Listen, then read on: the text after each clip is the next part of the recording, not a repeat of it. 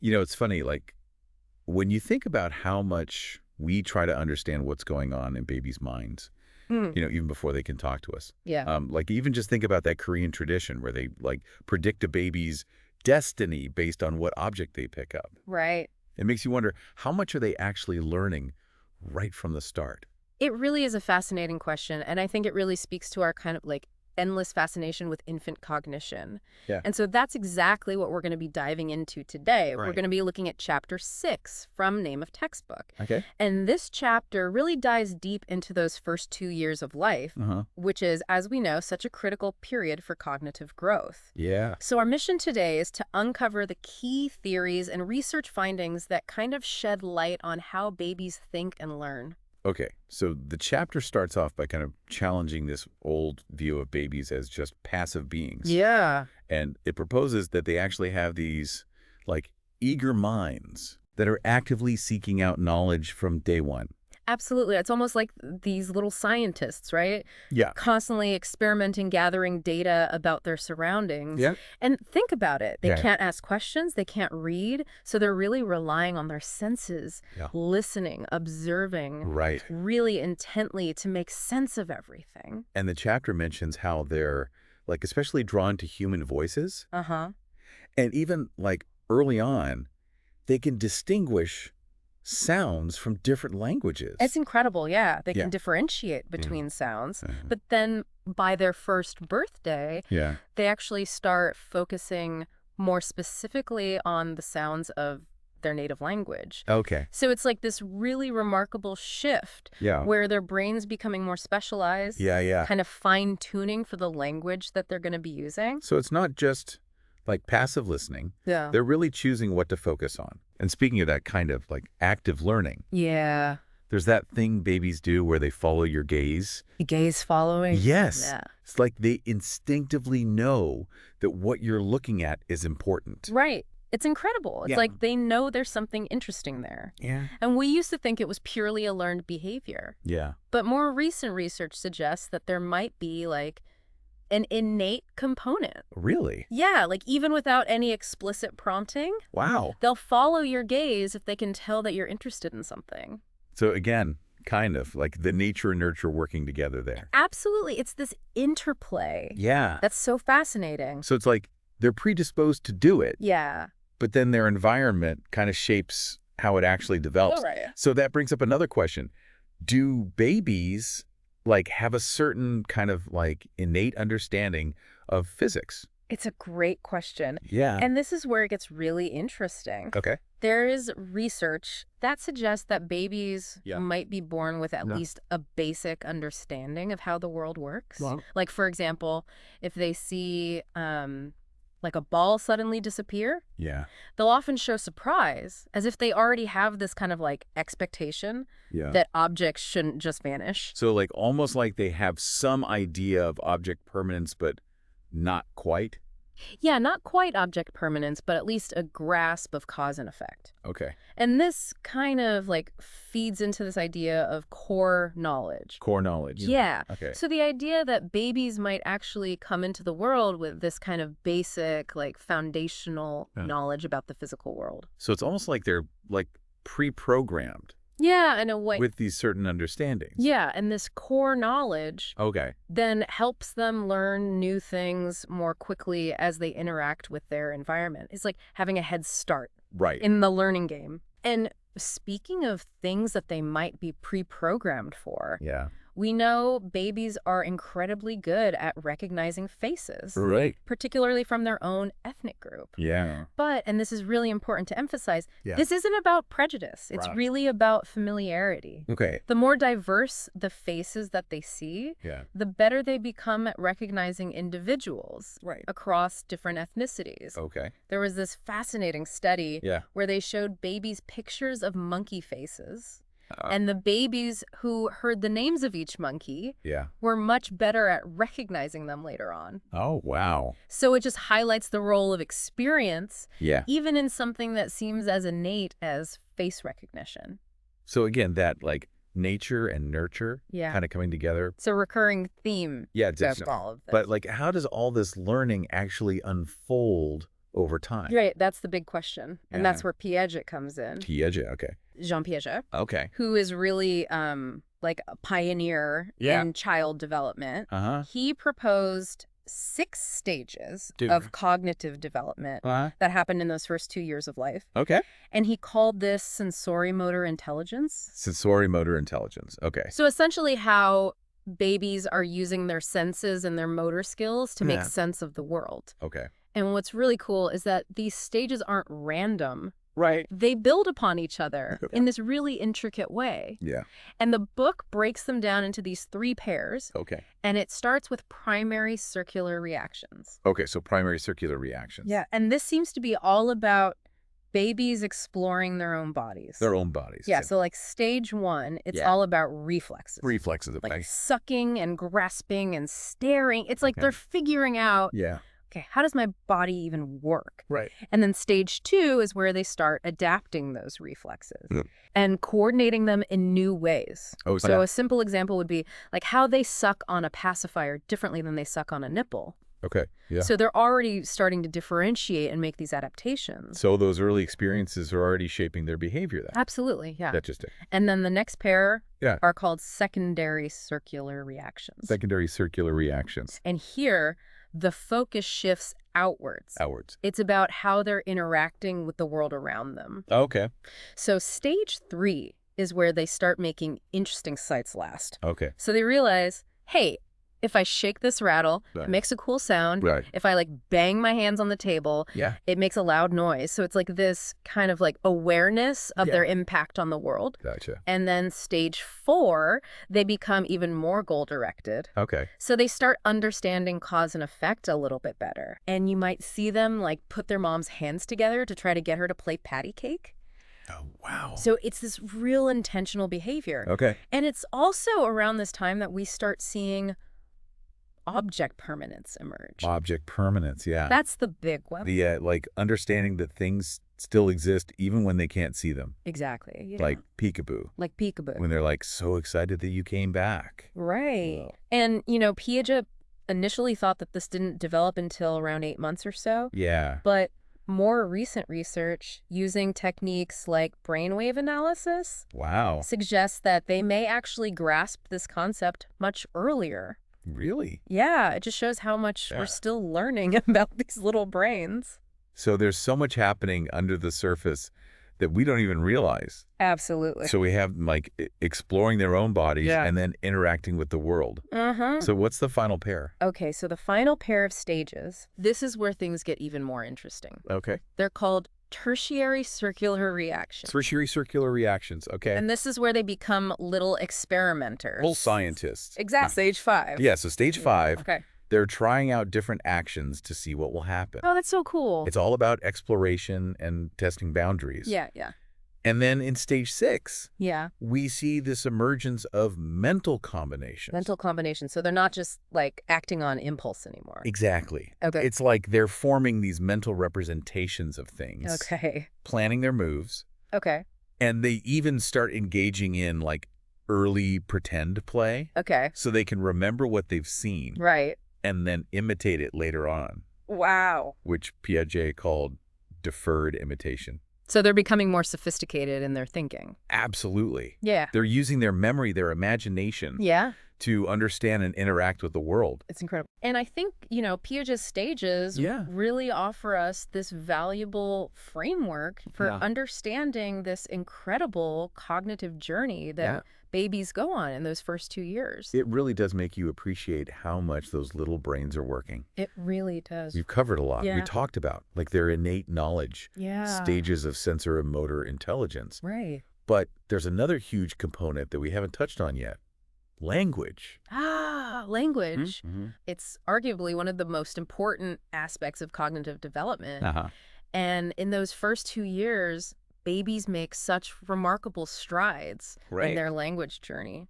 And it seems like just as with the cognitive development, there's this like universal sequence that all babies follow, no exactly. matter what language they're learning. It's a testament to the power of the human brain. So fascinating. And that's actually where we'll pick things up next time Okay. in part 2 of our deep dive into infant cognition.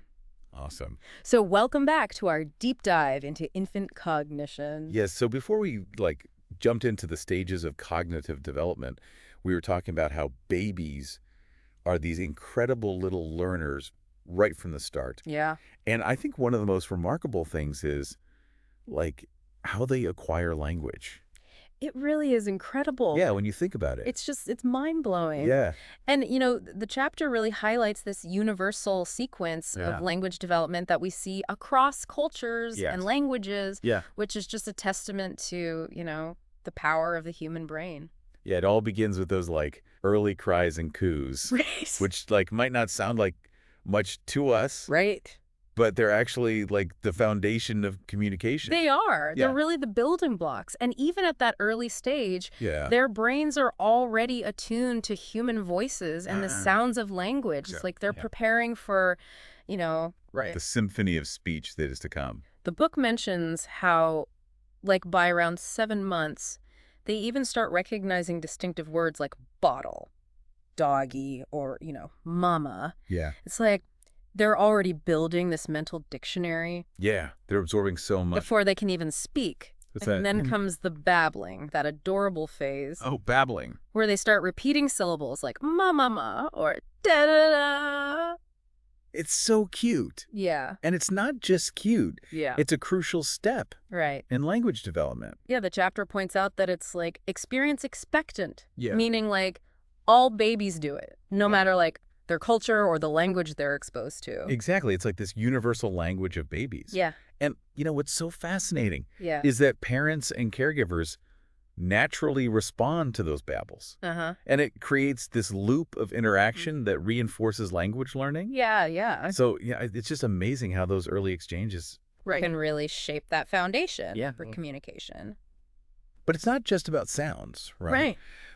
The book also talks about how babies use gestures Yes. to communicate. Yeah, even before they can speak. Yeah. Gestures are such powerful tools for communication. Yeah. And babies are so perceptive to them, pointing, Yeah. That's a huge milestone Yeah. because it shows that they're starting to understand that they Yeah. can share their attention with others and direct your attention to things. It's so fascinating.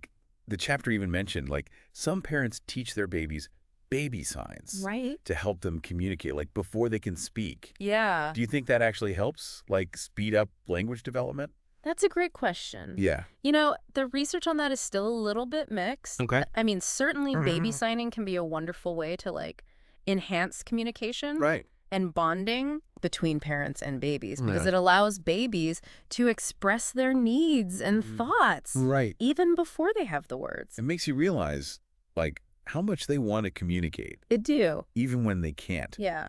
And then, of course, comes the moment everyone waits for those first spoken words. Yes, those magical first words. Around their first birthday, give or take a few months, Mm-hmm. most babies utter those first recognizable words. It's a moment of pure joy for parents. Yeah. And, it's a huge leap forward for the baby. Yeah, and those early words, they're more than just simple labels. They're often what the book calls holophrases. Holophrases, yeah. Single words Yeah. packed with meaning. Yeah. The book gives the example of a baby saying dada, Uh-huh. but using different tones and inflections Right. to convey different messages. Exactly. Where's Dada? Yeah. Or Dada, pick me up. It's incredible how much they can express with just one word, It really is. especially when you factor in their facial expressions and gestures. Absolutely. Yeah. It's they're speaking a whole sentence. Right. Yeah. With just a single sound. And then once they've kind of mastered those first few words, Yeah. something truly remarkable happens. What's that? The naming explosion, Yeah, naming explosion. which sounds a little chaotic. It can be. Yeah. Especially for parents. But it typically starts around 18 months, Right?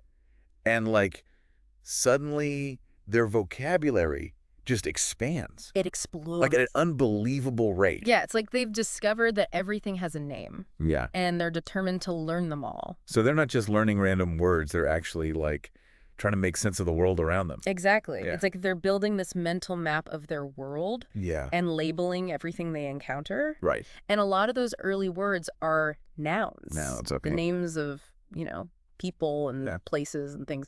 And along with that growing vocabulary. Yeah. Their understanding of grammar also starts to emerge. Right. Like they begin putting words together in like a grammatically correct order, even if they're not like speaking in full sentences. It's amazing, yeah. Yeah. Like they might say, "Mommy read book," Yeah. instead of like, "Book mommy read." It's fascinating how they like pick up on these rules Oh.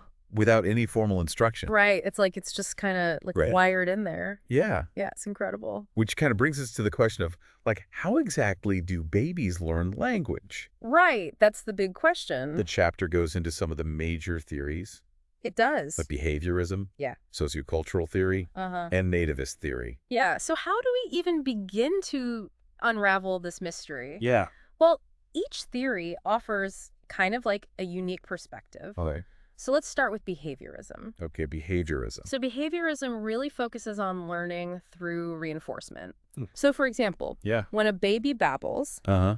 and a parent responds with like smiles and encouragement, Yeah. that reinforces the behavior, Right. making the baby more likely to babble again. It's a reward system Yeah, for exactly. language. Yeah. The more they use it, Yeah. the more positive feedback they get, Uh-huh. and the more their skills develop. Right. So it's this kind of like positive feedback loop. Makes sense, but is that like the whole story? Well, behaviorism definitely plays a role. Okay. But I think most researchers would agree that it Right. doesn't fully account for the Right. complexity and speed Right. of language acquisition. So that's where the sociocultural theory comes in. Exactly. So sociocultural theory really emphasizes the social aspect Okay. of language learning. Like babies are inherently social beings. Right.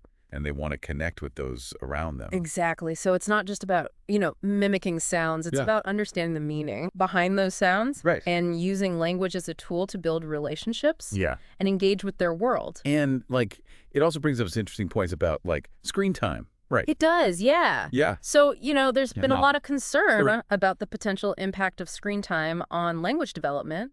Mhm. And, the book discusses some studies that have shown that babies actually learn language better Yeah. from real-life interactions with people Okay. than they do from watching videos or screens. Interesting. Yeah, so it really reinforces this idea that Right. language learning thrives in a social context Right. where there's this genuine interaction and responsiveness. So we have like the reinforcement aspect from behaviorism Yeah. and the social drive from the sociocultural theory. Uh-huh. What about nativist theory? Ah, yes, Yeah. nativist theory. Yeah. So this was really famously championed by Noam Chomsky, Okay. who's a linguist. Right. And he argued that humans have this innate ability. Okay. To acquire language.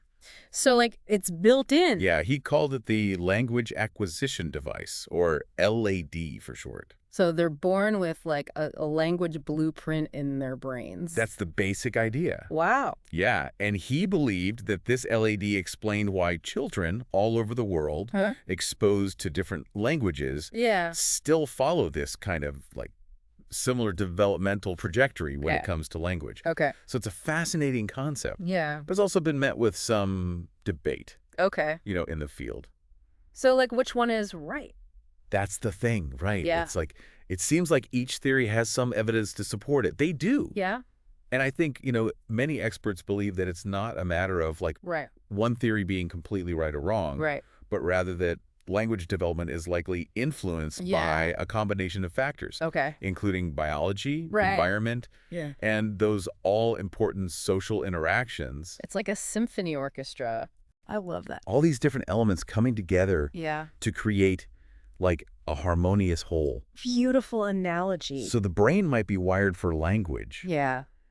but it needs that right input Yeah. and social context to really flourish. Right. It needs that nurturing environment. Yeah, and it's all happening Right. in just 2 years. It's incredible. Good. The speed at which they develop Yeah, is just mind-blowing. it really is. And language is just right at the heart of it all. It's Yeah. through language that we connect with others Right, and right. understand our world Right. and ultimately shape our own thoughts and identities. It's pretty incredible when you think about It it. really is. But all this talk about how babies acquire language, Yeah. it makes me wonder, how can we use this knowledge Yeah. to support their development? That's a great question. Is that something the chapter touches on?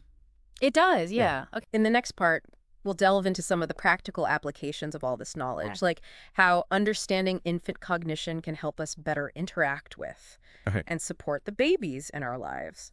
It's really amazing to think about everything that goes into like infant development, It is. from those first cries Right. to like the emergence of language and all of that. It's incredible how much unfolds Yeah. in just those first 2 years of life. So as we wrap up our deep dive here, Yeah. the chapter kind of shifts gears It does. to explore the practical applications Yeah. of all of this knowledge. So, It's like, okay, so now we know all this stuff. right. What do we do with it? Exactly. Like, how can we use what we know about infant cognition to better understand and interact with the babies in our lives? Right. So it's not just about theory. Yeah. It's about, like, real world application. Exactly. So, for instance, remember Piaget's stages Yeah. of sensomotor intelligence? Understanding those stages can actually help parents and caregivers choose toys and activities Okay. that are really going to kind of like stimulate Sure. cognitive development. So, like,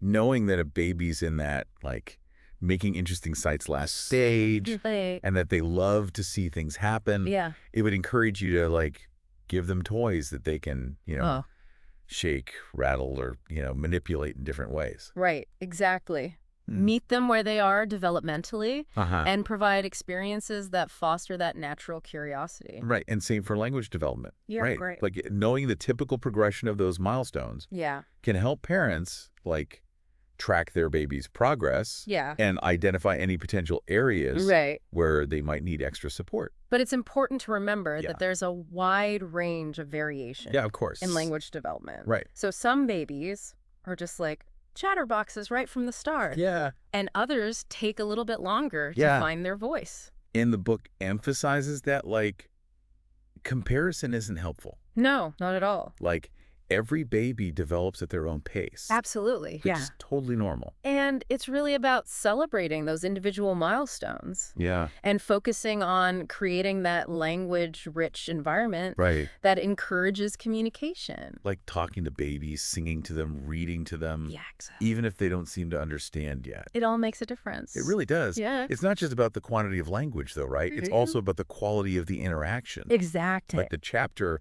highlights these responsive interactions. Yes, that back and forth, And like yeah. responsiveness. Yes. It's so crucial. Like responding to their babbles, acknowledging their gestures, engaging in those back and forth conversations. Right. Those are the building blocks Yeah. of strong language skills Right. and healthy cognitive development. Yeah. It makes you realize that we're not just like passive observers No. as parents and caregivers. We have such an important role. We're actively shaping those learning experiences. Absolutely. Yeah. And one of the most valuable tools that we have is observation. Observation. Okay. The book really stresses the importance of paying close attention Right. to how babies interact with the world, Okay. what catches their interest, Yeah. how they're trying to communicate. Like being a detective, right? Exactly. You're looking for clues Yeah. to unlock the mysteries of their minds. And the more we observe, Yeah, the more we learn not just about like individual babies, right. but about the incredible capacity Yeah, for learning that all humans have. it's true. So as we kind of wrap up here, what's like the one key takeaway you hope our listeners will walk away with? I think the biggest takeaway is that babies aren't just cute and cuddly. Right. They're brilliant little learners Yeah. who are actively engaged in making sense of their world. And we have this incredible privilege Yeah. of being their guides Uh-huh. on that journey of discovery. And the more we understand about how they learn, Yeah, the better equipped we are to like provide the support absolutely. and experiences that will, nurture their growth Right. and help them reach their full potential. Beautifully said. So the next time you find yourself around a baby, Yeah. take a moment to really observe them, Yes. listen to them, and just marvel at the wonder of their developing minds. And you might be surprised by what you discover. It's true. There's so much we can learn from these little ones. Absolutely. Their eagerness to explore, their resilience, their boundless curiosity. It's inspiring. It really is like a reminder that learning is a lifelong adventure, It is. and it all begins in those first 2 years. It does. Until next time, keep diving deep.